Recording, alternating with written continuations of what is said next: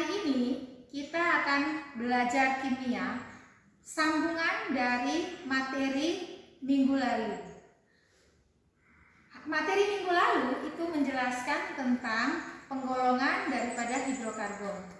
Hari ini kita akan mempelajari tentang jenis-jenis senyawa hidrokarbon. Ada 3 jenis senyawa hidrokarbon, yaitu senyawa alkana, senyawa alkena, dan senyawa alkuna. Hari ini kita belajar mulai dari yang pertama, yaitu senyawa alkana. Yang akan kita pelajari pada senyawa alkana, yang pertama, rumus umum alkana. Alkana memiliki rumus umum C karbon, N, H hidrogen, 2N tambah 2. Dengan N itu dimulai dari 1, 2, dan seterusnya sampai 10 untuk taraf SMA. Yang kedua, deret homolog.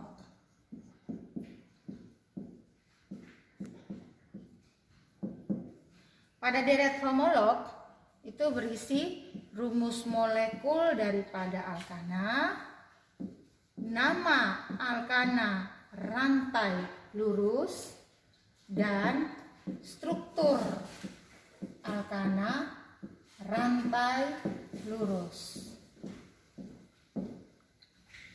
Untuk penamaan alkana itu sesuai dengan jumlah atom C pada rumus molekul. Contoh, kalau rumus molekulnya jumlah atom C-nya berjumlah 1, maka namanya adalah met. Diakhiri dengan akhiran ana sehingga menjadi metana. Jumlah atom C2, nama alkananya et. Diakhiri dengan ana menjadi etana. Jumlah atom C3, prop, pana, akhiran ana. Jumlah atom C-nya 4 dalam rumus molekul, maka nama alkana tersebut adalah butana.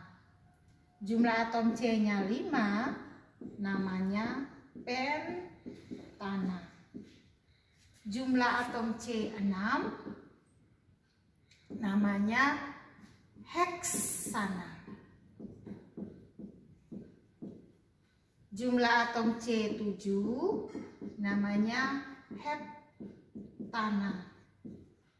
Jumlah atom C8 namanya oktana. C9 namanya nonnana.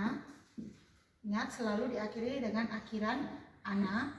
Dan terakhir jumlah atom C10 namanya adalah dekana. Itu untuk penamaan alkana rantai lurus. Bagaimanakah struktur alkana rantai lurus? Untuk menuliskan struktur alkana rantai lurus, kita harus ingat syarat atau identifikasi atom C atau ciri khas daripada atom C, yang mana kaki daripada atom C itu harus 4. Tidak boleh lebih dari 4, tidak boleh kurang dari 4. Sehingga kalau kita mau menuliskan contoh struktur daripada C3, kalau C-nya 3 maka hanya adalah 2 dikali 3 ditambah 2. Jadi hanya 8. Untuk menuliskan strukturnya, yang pertama kita tuliskan dulu rantai C-nya sampai 3 karena jumlahnya ada 3 di rumus molekul. Setelah itu kita baru menambahkan atom H pada setiap rantai C, di mana kita harus ingat bahwa kaki C itu harus 4, tidak boleh lebih dari 4, tidak boleh kurang dari 4. Sehingga kalau C yang nomor 1 ini kakinya sudah 1, maka pada C yang ini jumlah atom H-nya 3, supaya jumlah kaki daripada C-nya itu 4. C yang berikut ini sudah 2 kaki dia, Berarti jumlah atom H pada C yang kedua itu 2, supaya kakinya menjadi 4. Dan C yang ketiga ini satu kaki sudah terikat, maka tinggal tiga kaki yang belum terikat. Dan 3 kaki yang belum terikat itu kita ikatkan dengan 3 atom hidrogen. Sekarang contoh yang berikut, C7. Kalau C-nya 7 berarti jumlah H-nya 2 dikali 7 14 ditambah 2 berarti jumlah atom H-nya 16. Maka penulisan deret homolognya, strukturnya adalah C-nya sampai 7.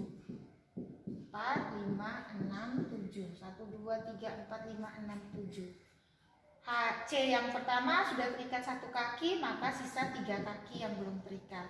3 kaki yang belum terikat itu kita ikat dengan 3 atom H. C yang kedua 2 kaki yang sudah terikat, berarti sisa 2.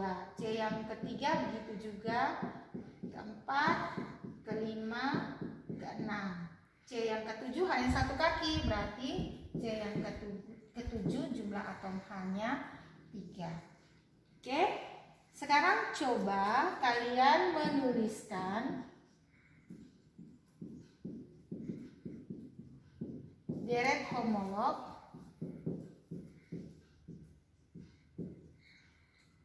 dari alkana dari atom C1 sampai dengan atom C10, lengkap dengan rumus molekul, struktur rantai lurusnya, dan namanya. Yang ketiga, kita akan belajar tentang penamaan alkana rantai bercabang. Nama alkana rantai bercabang terdiri dari 2 bagian. Bagian pertama yang ditulis di depan itu adalah nama cabang, dan yang ditulis sesudah nama cabang adalah rantai induk atau rantai utama. Contoh, 3-etil 2,3,4 trimetil heptana. Maka dari nama alkana ini kita lihat terdiri dari yang ditulis lebih dahulu di depan 3-etil 2,3,4 trimetil itu adalah nama cabang, dan sesudah nama cabang itu heptana itu adalah nama rantai induk atau yang disebut dengan rantai utama. Yang pertama, bagaimana kita menentukan rantai induk atau rantai utama? Syarat yang pertama, rantai induk adalah rantai terpanjang dalam suatu molekul yang mempunyai cabang paling banyak. Syarat yang kedua, nama rantai induk itu adalah sama dengan nama alkana rantai lurus, disesuaikan dengan jumlah atom C pada rantai tersebut. Syarat yang ketiga dalam penulisan rantai induk atau rantai utama adalah penomoran pada rantai induk harus demikian rupa supaya posisi cabang harus dapat nomor terkecil, dan jika terdapat lebih dari 1 jenis cabang, maka cabang yang harus ditulis lebih dahulu diberi nomor terkecil. Itu 3 syarat untuk menentukan rantai induk atau rantai utama. Berikut penamaan untuk rantai cabang. Syarat yang pertama, nama cabang atau nama rantai cabang sama dengan nama gugus alkil, di mana rumus umum daripada gugus alkil adalah CnH2n tambah 1, dengan N itu mulai dari nomor 1, 2, dan seterusnya. Jika C, jumlah atom C-nya 1, maka rumus gugus alkilnya adalah CH3 2N tambah 1, maka hanya 3. Namanya adalah metil, di mana nama alkana akhiran ananya diganti dengan akhiran il. Jadi pertama metil, itu C-nya 1. Kalau C-nya 2, rumus molekulnya C2H5. Namanya adalah etil, akhiran il. C-nya 3, rumusnya C3H7. Namanya propil. C-nya 4, rumus molekulnya C4H9. Namanya butil. C5, rumus molekulnya C5H11, namanya pentil, dan seterusnya sampai dengan C10. Syarat yang kedua, jika terdapat 2 atau lebih cabang yang sama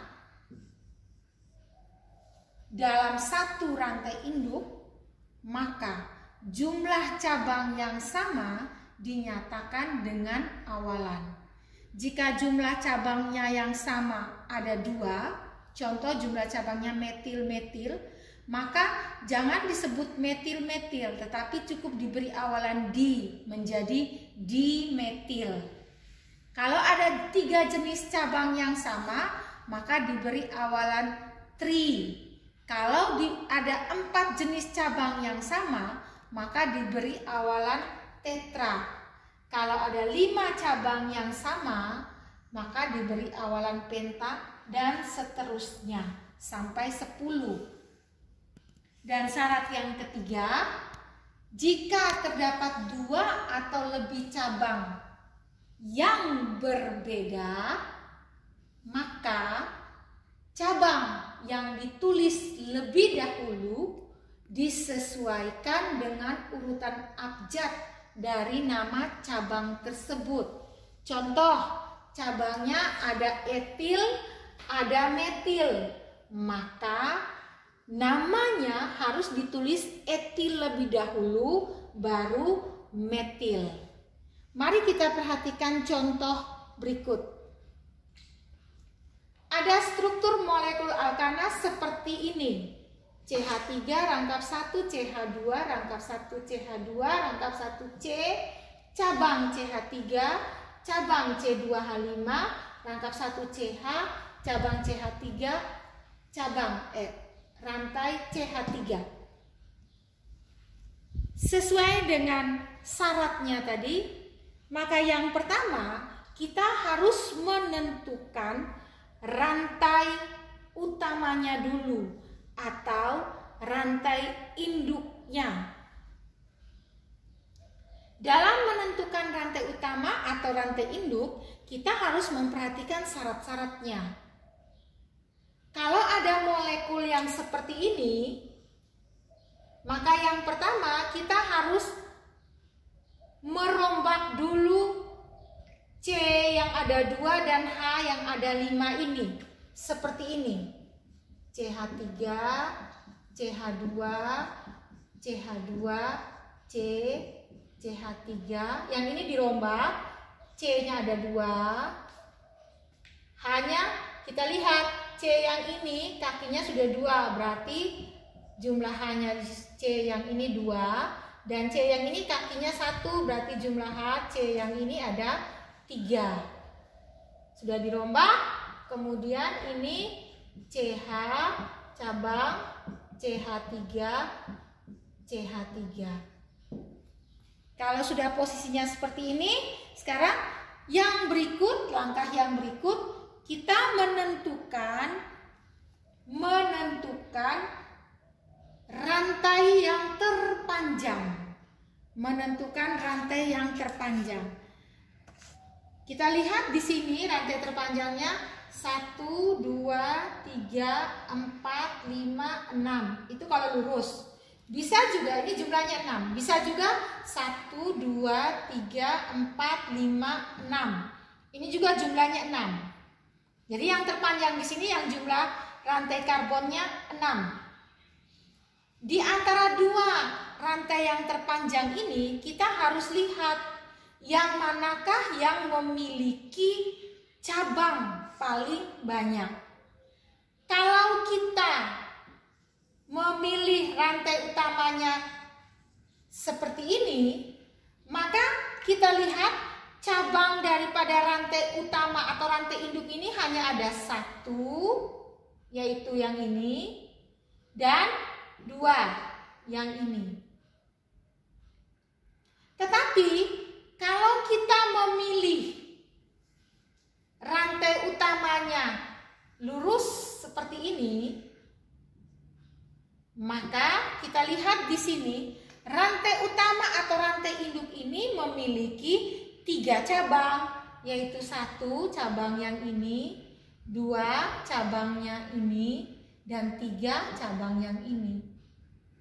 Kalau tadi yang ke bawah hanya 2 cabang, sedangkan kalau yang lurus itu menjadi 3 cabang. Maka yang benar adalah yang memiliki 3 cabang. Sekarang yang berikut, yang kedua, langkah yang kedua adalah memberi nama cabang. Memberi nama cabang.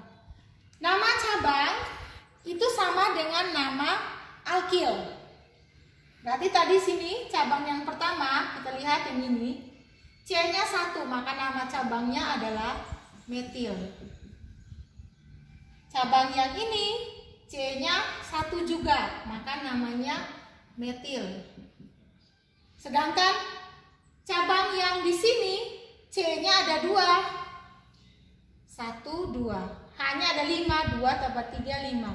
Maka nama cabangnya adalah etil. Setelah kita memberikan nama cabang, langkah yang berikutnya adalah kita membuat penomoran pada rantai induk. Dalam memberikan penomoran harus diperhatikan bahwa cabang yang ditulis lebih dahulu harus dapat nomor terkecil. Kalau kita mulai dari depan, 1, 2, 3, 4, 5, 6, maka kita lihat cabang yang ditulis lebih dahulu yaitu etil sesuai abjadnya, itu dapat nomor 4. Tetapi kalau kita mulai penomorannya itu dari belakang, 1, 2, 3, 4, 5, 6. Maka kamu lihat cabang yang harus lebih dahulu ditulis yaitu etil dapat nomor yang ketiga. Maka penomoran yang benar harus dimulai dari belakang, bukan dari depan. Yang benar yang warna biru, bukan yang warna ungu. Saya hapus yang warna ungu karena penomorannya salah, tidak sesuai aturan. Setelah kita menomori, langkah yang berikut kita tinggal menamai. Namanya tadi harus nama cabang lebih dulu ditulis, baru yang terakhir nama rantai induknya yang saya kasih kotak. Cabangnya kamu perhatikan ada 3 jenis cabang, 1, 2, 3. Dan di antara 3 ini ada 2 cabang yang sama, yaitu metil, yang letaknya di nomor 2 dan nomor 3. Sedangkan cabang yang etil ini letaknya di nomor 3. Berarti ada 2 jenis cabang, etil dan metil. Maka yang ditulis lebih dahulu harus etil karena huruf etil lebih dahulu pada abjad, sehingga namanya menjadi 3. Posisi 3 itu nomor 3 karena posisi etil ada di nomor 3 pada rantai induk. 3 etil 2,3